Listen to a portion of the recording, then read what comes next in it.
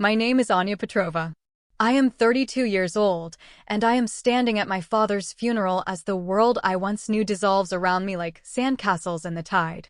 The grief is a physical weight, a stone in my chest, but it is the sharp, cold edge of betrayal that truly takes my breath away. My brother, Mikhail, has just informed me, here in the hushed quiet of the post-service reception, that I will receive nothing from our father's estate. The reason, delivered with an unnerving calm, is that I am not Dmitry Petrova's biological daughter. The look in his eyes when he said, "You were a project for him, Anya, not a daughter," shattered a foundation deep within me. But what Mikhail never understood, what he always underestimated, was the quiet resilience Dmitry himself had nurtured in me. If you are reading this, I hope you'll follow my story. This journey has an ending that neither Mikhail nor I could ever have anticipated. My earliest memories of Dmitry Petrova are painted in the soft, hazy light of a coastal morning. I was 5 years old. My mother, Irina, a woman whose spirit was as gentle as her hands, had been raising me alone since my biological father vanished from our lives when I was 2, leaving behind nothing but a vague, shadowy impression. Mom worked as a nurse at the Seaport Cove Community Hospital, her days long and her purse often light, but her love for me was a constant, warming sun. She met Dmitry when he came into the ER with a hand sliced open on a faulty table saw. He was a builder, his hands calloused and strong, and as Mom would later tell it, he spent more time trying to charm a coffee date out of her than he did worrying about the neat row of stitches she was preparing. Their courtship was a gentle unfolding. Dmitry didn't just date my mother, he courted me too. He never arrived at our small apartment empty-handed. Sometimes it was a perfect seashell he'd found on his morning walk, other times a book of fairy tales with beautiful, ink-drawn pictures. Unlike the few other men who had briefly passed through our lives, Dmitry never saw me as an obstacle. He would crouch down, bringing his kind, weathered face level with mine, and ask about my day at kindergarten with genuine interest. He listened, truly listened, to my rambling stories about finger painting and playground dramas. 6 months after they met, they were married in a simple ceremony at the gazebo in Waterfront Park, with the scent of salt and roses mingling in the air. I was the flower girl, clutching a basket of white petals, feeling profoundly important in a dress the color of a robin's egg.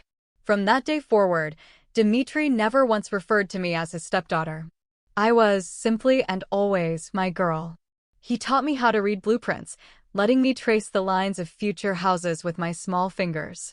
He took me for long, quiet walks on the beach, teaching me the names of the seabirds. When nightmares came, it was Dmitry's steady presence and quiet humming that chased them away. When I was 7, my brother, Mikhail, was born. A wave of childish fear washed over me.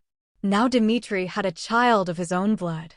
Would there still be room in his heart for me? The fear was entirely my own invention. If anything, Dmitry became even more intentional in his affection. "You were my first, Anya," he would say, ruffling my hair. "You're the one who taught me how to be a dad. Nothing will ever change that." Over the years, Dmitry's business, Petrova and Sons Builders, grew from a one-man operation into the most respected construction firm in Seaport Cove. His name became synonymous with quality, with homes built to withstand the coastal winds and stand for generations. We moved from our little apartment to a beautiful cedar-shingled house on Seacliff Drive, with a wide porch that overlooked the ocean. Yet, Dmitry never changed. He drove the same dusty Ford pickup, its bed littered with tools and schematics. He wore the same soft, worn-in flannel shirts. He taught us that the value of a person was in their character, not their bank account. Mikhail and I absorbed this lesson differently. I cherished the quiet moments with Dmitry, sketching house plans at the big oak table in his study, discussing the classic novels he loved, helping him draft letters to clients. Mikhail, however, seemed to connect more with the results of Dmitry's hard work.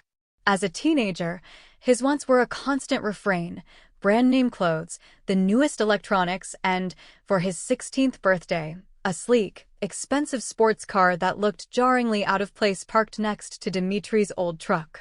Dmitry tried to instill his values in Mikhail, taking him to job sites during the summers.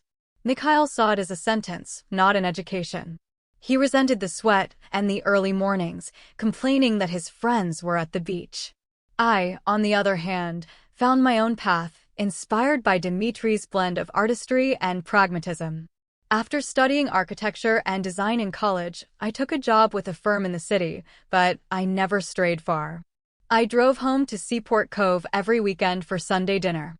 I helped Mom in the garden and assisted Dmitri with the business's marketing materials, creating brochures that showcase the soul he put into every home he built. He would swell with a quiet pride when he introduced me. "This is my daughter, Anya," he'd say to clients. "The artist in the family." 3 years ago, our serene world fractured. Mom was diagnosed with a swift and merciless form of cancer.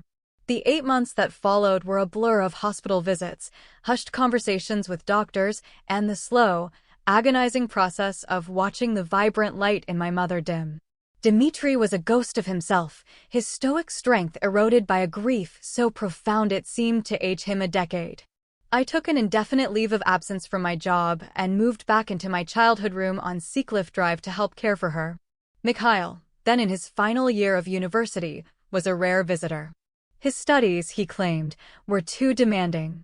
After Mom passed, I couldn't bring myself to leave Dmitri alone in that house full of memories. I transitioned to freelance design work, my laptop becoming my office, my presence a quiet support as he navigated the empty spaces she had left behind. Slowly, painfully, he began to heal. He poured himself back into his work, finding solace in the familiar rhythm of building. We established new routines, classic movie nights on Tuesdays, long walks on the beach with his golden retriever, Sunny. He often told me, his voice thick with emotion, that he didn't know how he would have gotten through it without me. Then, the heart attack. It was sudden, a thunderclap in a clear sky. I found him in his workshop, collapsed beside his drafting table, a pencil still loosely held in his hand. The paramedics were quick, but it was too late. Dmitri Petrova, the only father I had ever known, the anchor of my life, was gone at 62. The days that followed were a cold, gray fog. I moved through the necessary tasks, the phone calls, the arrangements on autopilot. When I called Mikhail, his shock seemed distant, buffered by a practicality that chilled me. "You're there, Anya. Just handle the arrangements." "I'm swamped at work." So I handled it. I chose the simple pine casket I knew he would have wanted. I wrote the obituary, my tears blurring the words as I tried to capture his immense generosity and quiet integrity. I sat for hours with boxes of old photographs, selecting images for a memorial slideshow that chronicled a life well lived. The only time Mikhail called that week was to ask, "Have you heard from Dad's lawyer about the will?" I was too submerged in grief to register the alarm bell that should have rung. The day of the funeral, the sky over Seaport Cove wept a fine, misty rain. St. Nicholas by the harbor, the little stone church Dmitri had loved, was filled to overflowing. Weather-beaten fishermen and tradesmen in their Sunday best sat shoulder to shoulder with the town's mayor and business leaders. Dmitri had built more than houses, he had built a community. I stood near the entrance, a receiving line of one, accepting whispered condolences and searching the crowd for Mikhail. He had texted that he was running late. He and his girlfriend, Natalia, a woman I'd met only once, finally slipped into a back pew just as the service began. Throughout the eulogies, I fought to keep my composure. Friends and old employees shared stories of Dmitri's kindness, his humor, his unwavering fairness. Mikhail sat impassively, a stoic statue. When the pastor invited family to speak, he gave a slight shake of his head. So I went, my voice trembling, and spoke of the man who had taught me that a home is built not with wood and nails, but with love and unwavering presence. After the burial, a crowd gathered back at the house on Seacliff Drive. I had arranged for catering, wanting the house to be filled one last time with the warmth of shared stories. The air filled with a bittersweet mix of laughter and tears. Mikhail moved through the rooms with a confidence that seemed out of place, accepting condolences as if he were the sole heir to a throne. Late in the afternoon, as the crowd began to thin, Mr. Shapiro, Dmitri's longtime attorney, arrived. He was a formal, precise man, and he apologized for his tardiness. He offered his sympathies and then asked if he and I could speak privately with Mikhail. We gathered in Dmitri's study, the room still smelling faintly of him, of sawdust, old paper, and the sea. "I'm glad you're here, Mr. Shapiro," Mikhail said, his tone eager. "I was hoping we could get a preliminary sense of the estate." Mr. Shapiro looked down at his leather briefcase. "I wanted to give you both a general overview before the formal reading tomorrow. As you know, Dmitri was a meticulous man." "Yes, he was," I murmured, thinking of his perfectly organized workshop. "There have been some recent amendments to Dmitri's will that you should be prepared for," the lawyer said, his voice carefully neutral. Before he could elaborate, Mikhail interjected, "Changes that reflect the true family line, I would imagine." I turned to look at my brother, confused by the phrase and the flicker of smugness in his expression. "We can discuss the full details tomorrow," Mr. Shapiro said, clearly uncomfortable. "But yes, the will was amended approximately 3 weeks ago." "What kind of amendments?" I asked, a cold dread seeping into my veins. It was Mikhail who answered. "Dad finally did what was right. The business, the house, the investments, they go to me. His son." The word struck me with the force of a physical blow. The air rushed from my lungs. I looked to Mr. Shapiro, my eyes pleading for a denial, but he only shifted his gaze to the floor. "Anya," he said softly, "Dmitri did leave you some personal effects. And a small cash bequest." "Personal effects?" I echoed, my own voice a distant whisper. Mikhail's face hardened into a mask of cold triumph I had never seen before. "You aren't entitled to the Petrova estate, Anya. You're not a Petrova." The room began to tilt. In the background, I could hear Mr. Shapiro protesting Mikhail's tone, but his voice was muffled by a roaring in my ears. "Mikhail," I managed, my voice shaking. "What are you talking about?" "Dad he never made a distinction. That was before he started thinking about legacy," Mikhail retorted. "After Mom died, we had some real talks. He came to understand that his life's work, his name, should be passed down to his actual blood." Natalia appeared in the doorway, her brow furrowed with a practiced concern. "Is everything all right?" "Everything's fine," Mikhail said smoothly. "Just clarifying a few family matters for Anya." I stared at the man before me, a stranger inhabiting my brother's skin. "You did this," I said, the realization a shard of ice in my heart. "You manipulated him while he was grieving." "I helped him see clearly," Mikhail said, his voice devoid of any warmth. "This house, this business, it belongs to the Petrova name." "My name? It's my name, too," I whispered. "Not by blood," he said with a dismissive shrug. "You were just baggage Mom brought along." "Generous of him to take you on, really." Mr. Shapiro stood abruptly. "That is enough. This is neither the time nor the place. We will conclude this formally tomorrow at my office. 2 o'clock. He turned to me, a flicker of genuine sympathy in his eyes. "Anya, I am very sorry. Your father valued you immensely. Please know that." As he left, the remaining guests, sensing the frost in the air, made their quiet departures. I remained frozen in Dmitri's study, surrounded by his books, his architectural drawings, and a lifetime of photographs, so many of them of him and me. My brother, my only remaining family, had already walked away, leaving me alone in the wreckage. The next afternoon, I arrived at Mr. Shapiro's office in the Old Harbor District 15 minutes early. The reception area was sterile and silent, a stark contrast to the warm, lived-in chaos of Dmitri's home. Mikhail and Natalia arrived at 2 o'clock on the dot, looking like they had stepped out of a magazine, their dark, tailored clothes radiating a cool, corporate power. Mr. Shapiro led us into a conference room with a polished mahogany table that reflected our strained faces.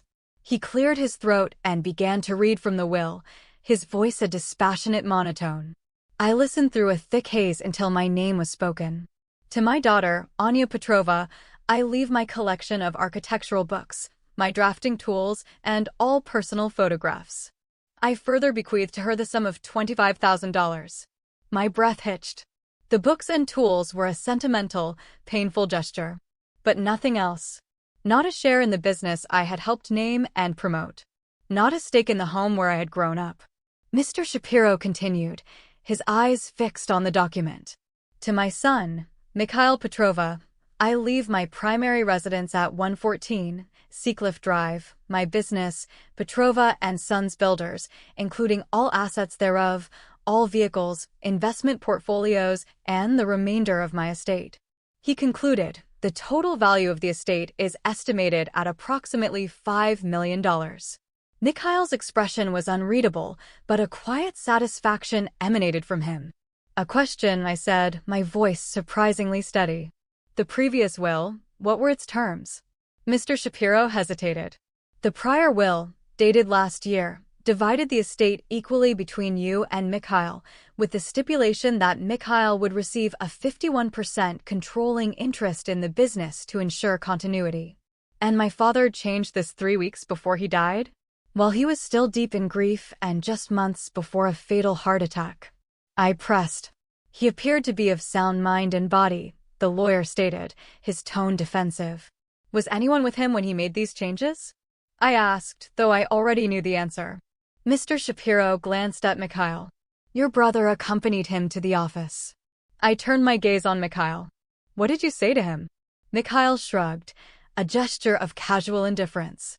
I simply supported his decision. He knew leaving his legacy to someone who wasn't really family was a mistake. I am family, I said, my voice low and fierce.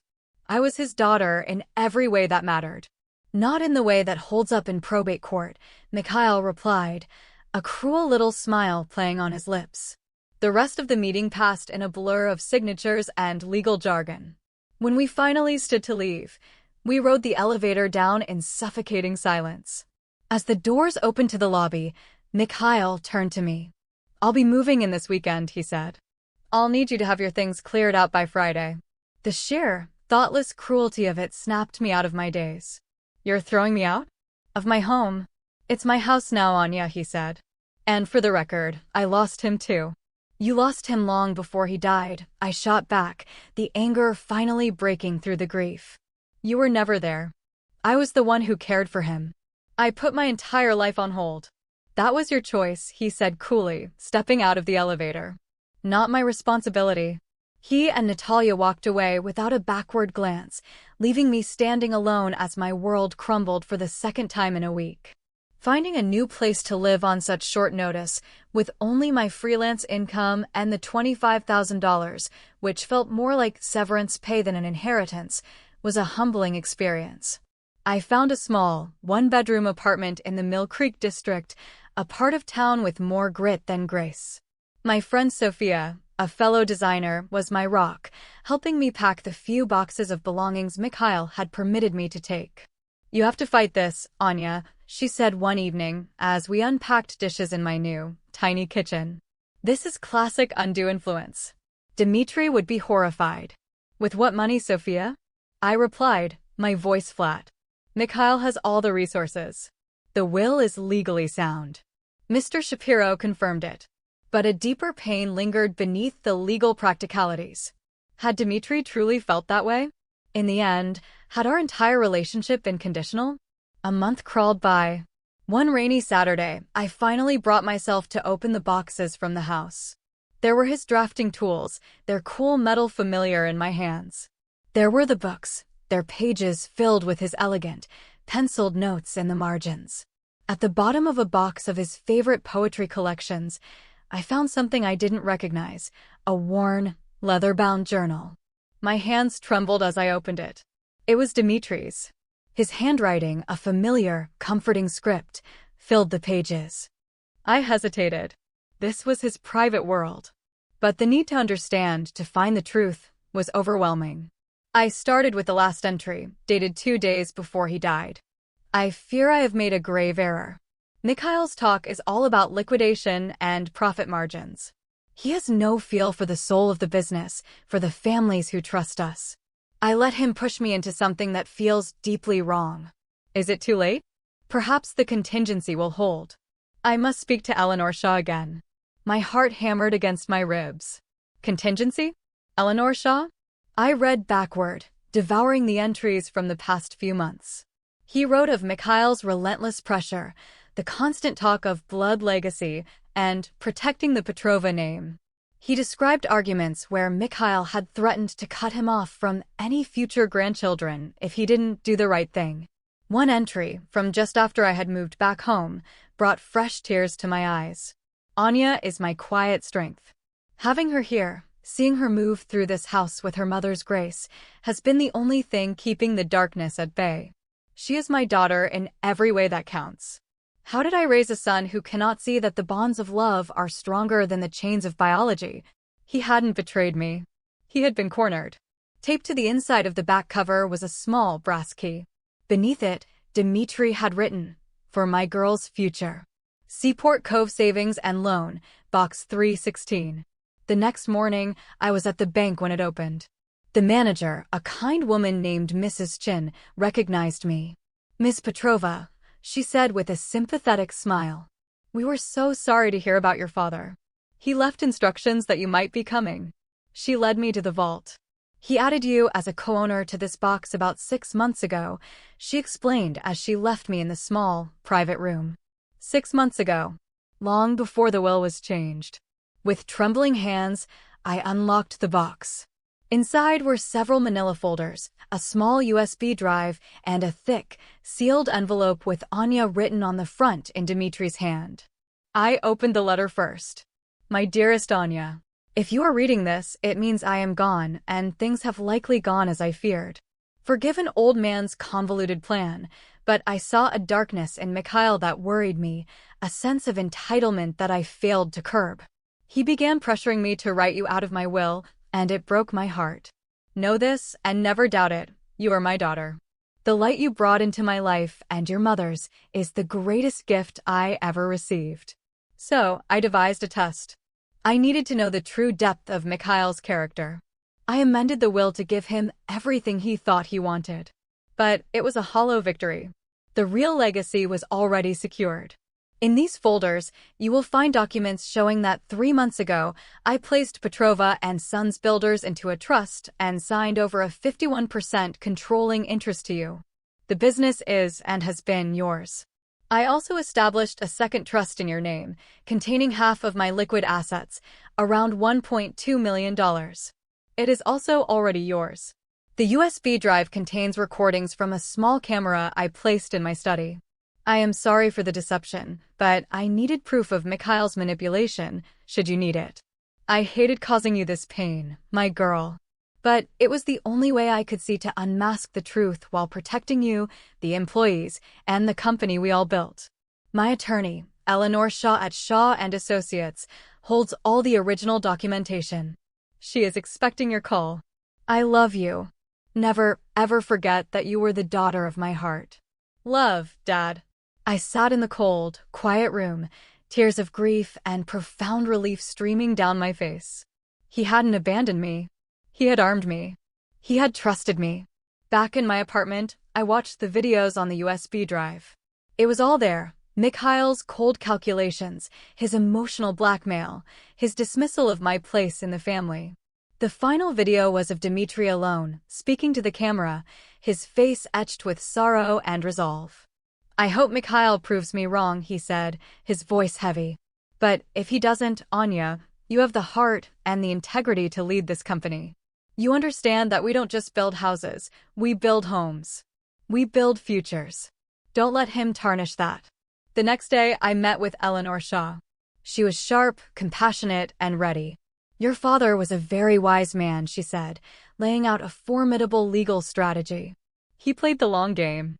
In the weeks that followed, we discovered that Mikhail was already mismanaging the company. He had fired longtime employees, replaced the comprehensive health plan with a cheaper, inadequate one, and was in talks to sell off the company's most profitable division. It was time to act. On a bright Monday morning, Eleanor and I walked into the offices of Petrova and Sons Builders. The warmth was gone. The photos of smiling employees and finished homes had been replaced with sterile, abstract art. Mikhail burst from Dmitri's, now his office, his face a mask of fury. "What are you doing here?"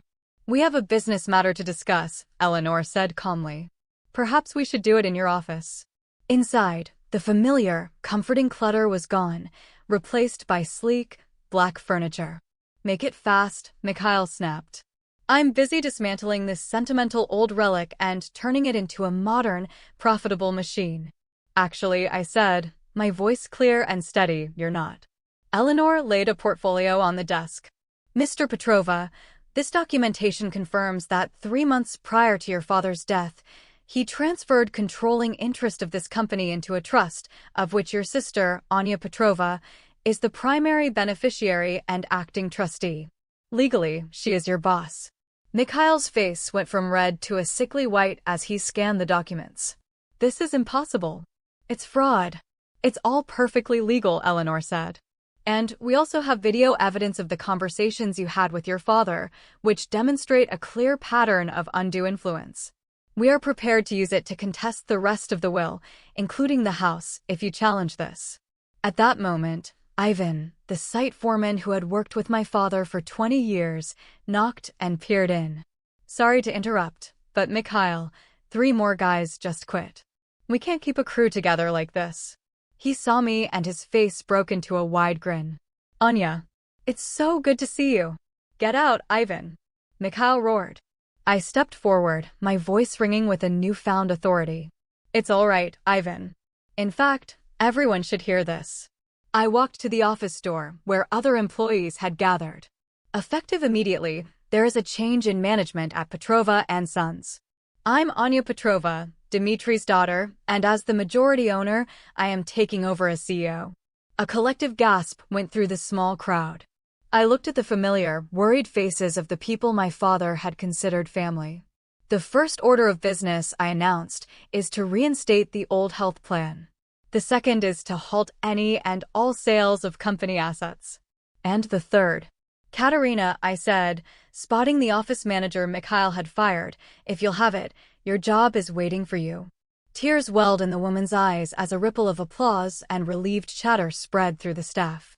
Eleanor calmly handed a stunned and silent Mikhail a formal notice. 2 security guards, men who had known my father for years, gently but firmly escorted a sputtering, defeated Mikhail from the building. This isn't over, Anya, he yelled over his shoulder. But it was.